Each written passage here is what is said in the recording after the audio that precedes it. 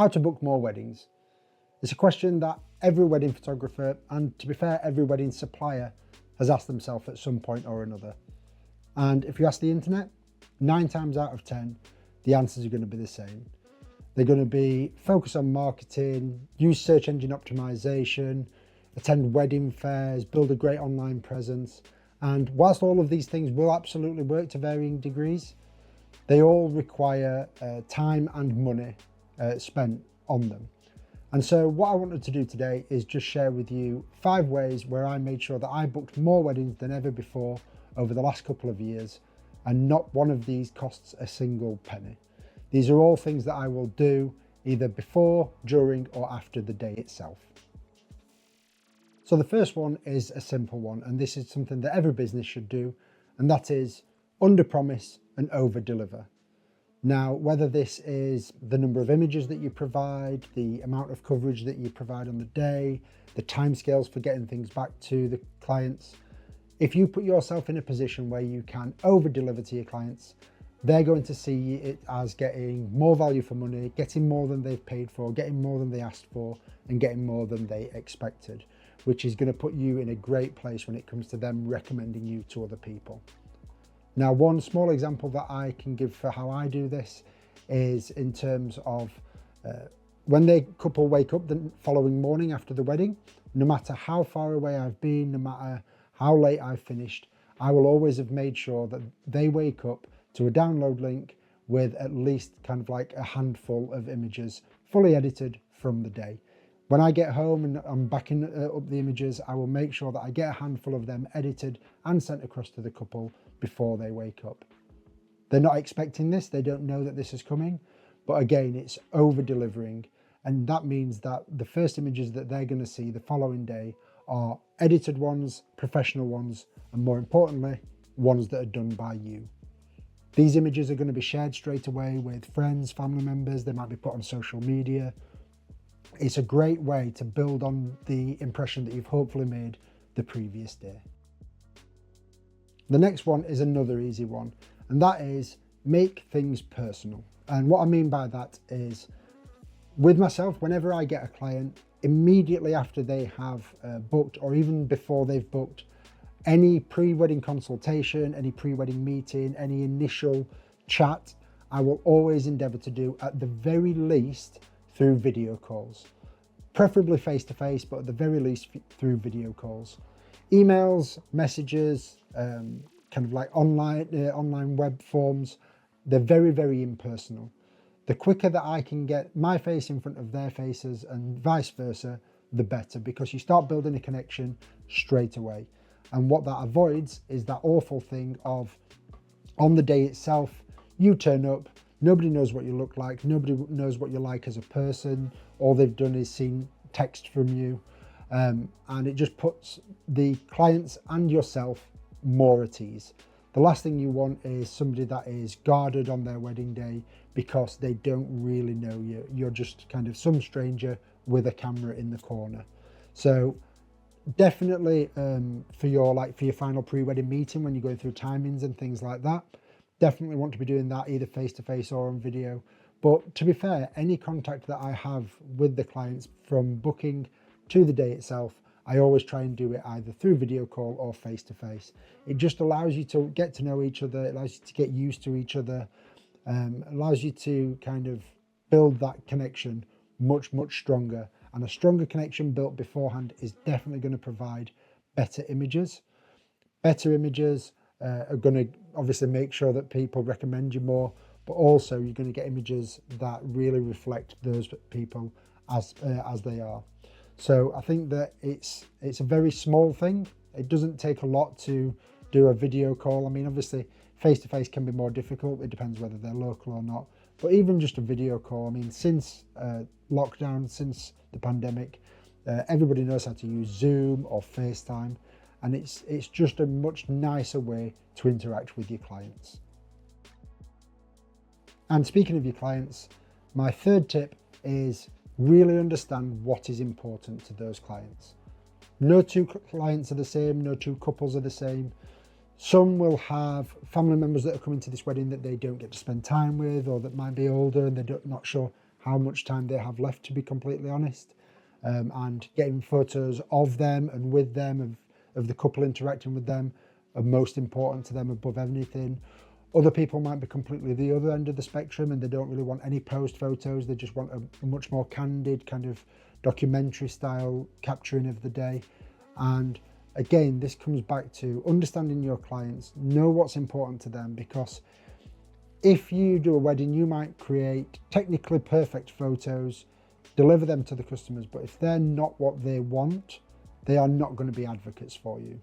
Vice versa, if you give them exactly what they want and what they need, delivered in your own way and presented in your own way, they are going to be incredible advocates, because they're going to feel that they really got what they wanted, and they're going to know deep down that they made absolutely the right decision in choosing you. And again, when they're sharing those images, they're going to be really proud to say these were taken by X. And again, the stronger advocates that you have, the better. I can't even comprehend how many of my weddings have been booked purely through word of mouth. I would estimate probably 80% of all my weddings are from recommendations, not from finding me online, not from wedding fairs, not from outsourcing marketing or anything. It's all about word of mouth. And if you've really understood what's important to a couple and you've delivered that, they're going to be, like I say, your strongest advocates. My fourth tip is one that I think far too many wedding suppliers don't do. And I've been photographing weddings for well over 10 years now.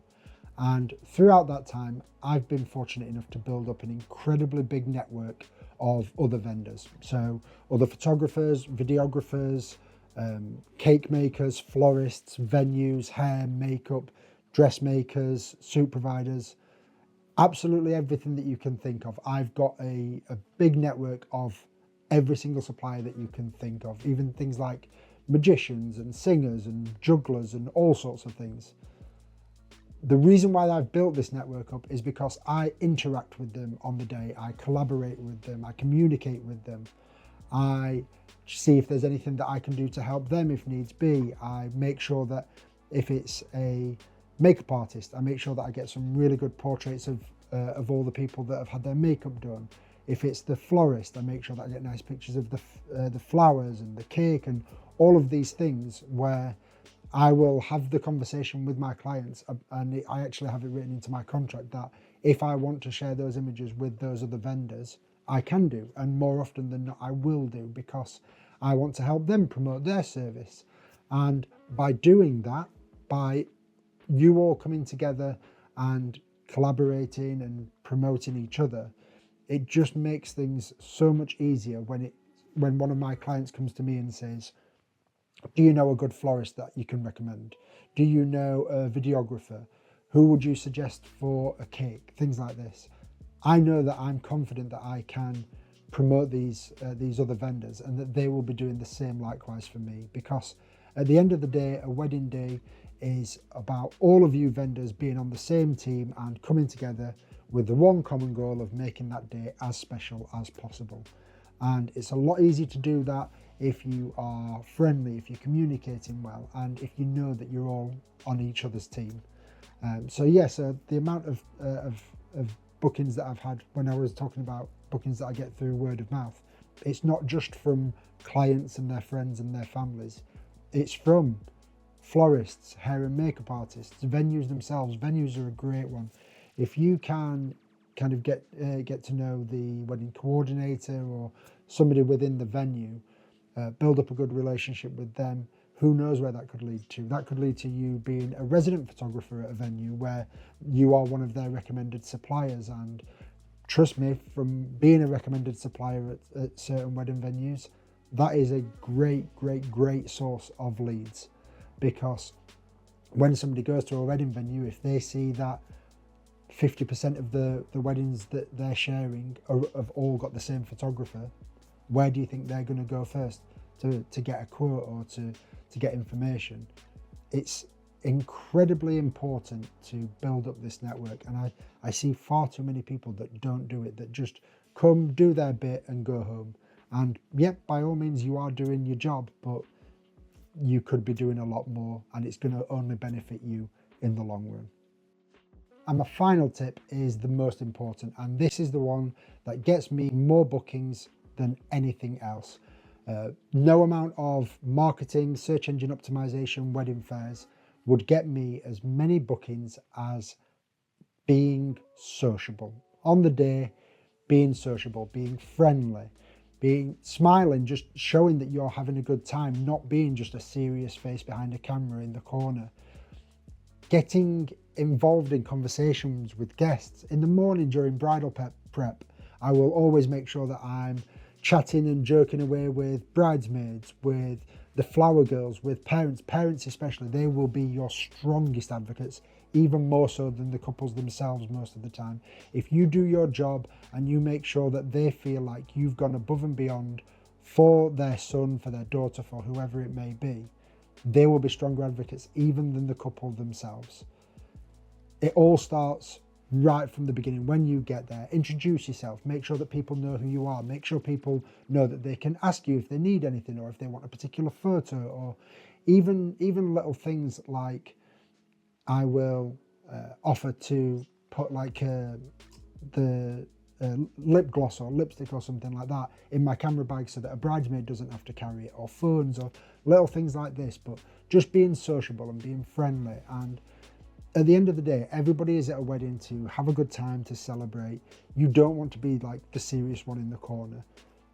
Also as well, the more that you engage with the guests, the more that they're going to engage with you, and you're going to get better images. Now, especially for me, I like really candid, natural photographs of people just enjoying the day.